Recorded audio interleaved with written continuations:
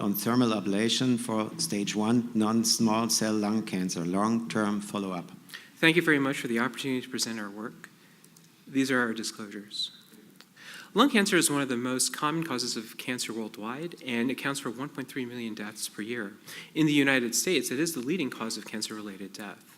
Notably, stage 1 non-small cell lung cancer comprises 15% of all cases and has an overall 5-year survival of 54%.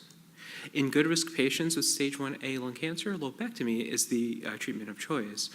Yet in high-risk operable patients, sublobar resection, whether that be a segmentectomy or a wedge with or without brachytherapy, is a reasonable treatment option. But for medically inoperable patients, non-resectional therapies include the use of stereotactic body radiation therapy or thermal ablation. A word on SBRT. SBRT has largely replaced the use of 3D conformational radiation therapy. And the Radiation Therapy Oncology Group 0236 has published its experience with SBRT in this particular patient population and demonstrated a median overall survival of 48 months and a 3-year overall survival of 55%. Yet with SBRT, there can be a treatment ceiling. Once you deliver a maximal dose, you cannot retreat the same tissue in the event of a recurrence. Additionally, patients require 3 to 5 sessions over a 14-day period, and we're learning now that the cost of SBRT can be 3 to 4 times as much as thermal ablation. Thermal ablation has been around for a decade. For over a decade. Its first experience with radiofrequency ablation was published in 2000, and with microwave ablation in 2002. Numerous reports, although small in series, have proven this technique to be safe and feasible, but often these reports contain a mixed cohort of patients in terms of the stages that are treated, and as well as the pathologies that are treated, including, for instance, primary lung cancer and pulmonary metastases. In either approach, both approaches use a generator, and in the case of radiofrequency ablation, any of a variety of probes, and also in the case of radiofrequency ablation, a grounding pad. In our institutional practice, patients are induced under general anesthesia and then intubated, and then positioned, often in the lateral decubitus position, on a CT scanning table. External markers are placed in order to identify the optimal percutaneous entry point, and then a thermal ablation probe is advanced under CT fluoroscopy such that this right upper lobe nodule can be identified, targeted, and allow for the deployment of a thermal ablation probe and subsequent ablation of the particular nodule. In order to look at our experience in the treatment of stage 1A non-small cell lung cancer, we performed a retrospective review of a prospectively collected database, which was IRB approved from our institution, over a period from July 2005 to September 2009. Patients were included if they had lung tumors less than 3 centimeters in maximal diameter and had to have biopsy proven or suspicious for non-small cell lung cancer. All patients preoperatively had a PET-CT and pulmonary function testing. Notably, patients underwent mediastinoscopy if they had evidence of mediastinal lymphadenopathy, such that their nodes were greater than 1 centimeter in short axis, or were FDG avid on PET imaging. They were included if they were considered to be medically inoperable based on poor pulmonary function, high cardiac risk, or the presence of other comorbidities, and they were excluded if the tumors were central. All patients were evaluated by a thoracic surgeon to determine inoperability and suitability for thermal ablation. And on the basis of surveillance, CTs every 3 months and PET CTs every 6 months, local progression was determined based on the modified RECIST criteria and CT densitometry. Our outcomes were, as our primary outcome, overall survival was that. And for secondary outcomes, we looked at local progression, perioperative complications, and factors affecting both overall survival as well as local progression. And these were the data points that we collected from our database. In terms of our results, 21 patients underwent 25 ablations over a 15-month period. 18 patients had single ablations, 2 patients underwent treatment twice, and 1 patient underwent treatment 3 times. Of the 21 patients, 15 had tumors less than 2 centimeters, and 6 had tumors varying between 2 to 3 centimeters. The mean age for our cohort was 69 years, and 10 of them were women. Their mean body mass index was 25, and their smoking history was such that they were either former or active smokers with a mean PAC years of 46.4. This was a sick group of patients. Their mean Charlson comorbidity index was 5, suggesting they're being at risk of preoperative complications or periprocedural complications and or mortality within a year. Additionally, their median predicted FEV1 was 39%, and DLCO was 47%. 7 of them were on home oxygen, and 5 had bullous disease that was evident on X-ray.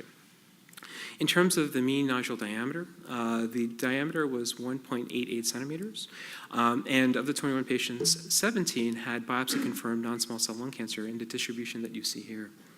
4 patients had biopsies that were suspicious for non-small cell lung cancer, but were treated on the basis of FDG avidity or progression on subsequent imaging. And 3 patients had preoperative mediastinoscopy with nodes that were eventually found to be negative for disease. 18 of the 21 patients were initially treated with radiofrequency ablation, and 3 were treated initially with microwave ablation. Notably, the biggest complication we had was pneumothorax, which occurred in 12 patients.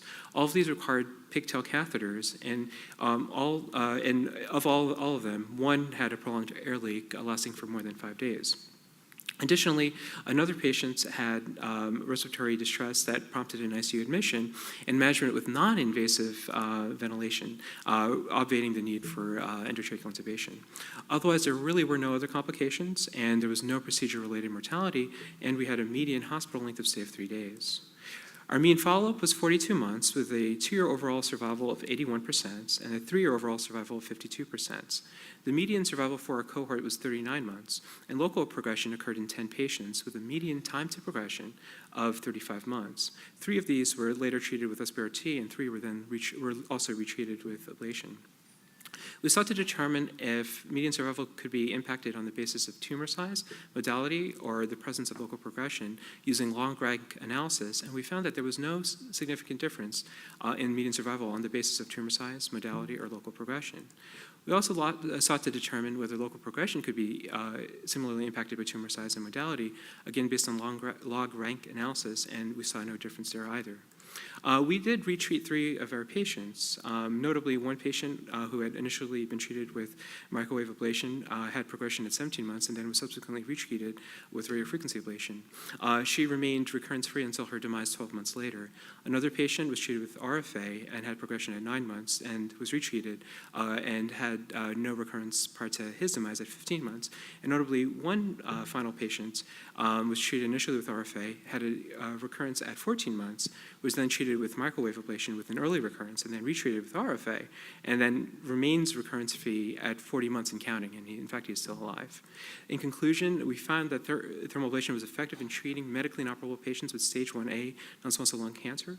The 3-year overall survival exceeded 50%, and local progression did not impact our overall survival, and thus it remains a viable option for medically inoperable patients in non-small cell lung cancer. Thank you very much for your attention and for the privilege of the floor, and look forward to answering any questions. Thank you very much. Abbas from Philadelphia. Thank you very much for your presentation. I have to congratulate your center for being a pioneer in keeping this technology in the purview of thoracic surgery. It's where I went to learn to do RFAs. My question is about the recurrent or the repeat ablations, and how do you determine local progression? I find that it's sometimes difficult to know if this is an effect of treatment. Sometimes, for example, hypermetabolic states stay in that lesion for a long time on a PET scan. So when do you determine, and do you repeat a biopsy or not? But thank you very much. Oh, that's a great question. Oftentimes at 3 months, we kind of see a lot of scar as a result of the intervention itself. And so often from 6 months and onward, we're able to start to determine whether we see a recurrence or not. We use a combination of the RECIST criteria and CT densitometry. The CT densitometry involves an entire CT of the chest with specific focus of the ablated nodule. Hounsfield units are measured at the ablated nodule at 0, 45 seconds, 3 3 minutes and 6 minutes following the injection of IV contrast. And specifically, we look for an increase in household units greater than 15, which suggests to us that there is some suspicion of recurrence. We also use the RECIST criteria, and that helps us determine on surveillance imaging what might be going on with that particular treated nodule with respect to its size, its quality on CT imaging, and whether it becomes an FDG-avid nodule, or more so, based on its baseline imaging. And we use the combination of the two to literally determine if, in fact, we have a recurrence or not. I'm Brogi from Pisa, Italy. Only a technical question.